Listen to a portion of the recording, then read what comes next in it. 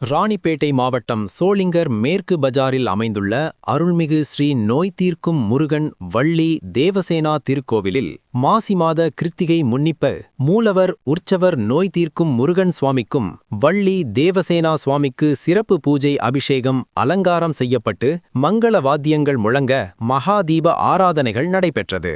தொடர்ந்து சுவாமி அலங்காரம் செய்யப்பட்ட தேரில் எழுந்தருளி முக்கிய வீதிகள் வழியாக ஊர்வலமாகச் சென்று பக்தர்களுக்கு காட்சி தந்து அருள்பாலித்தார். அதில் சோளிங்கர் மற்றும் 10க்கும் மேற்பட்ட கிராமங்களில் இருந்து ஏராளமான பக்தர்கள் கலந்து கொண்டு சாமி தரிசனம் செய்தனர். பக்தர்கள் அனைவருக்கும் பிரசாதம் அன்னதானம் வழங்கினார்கள்.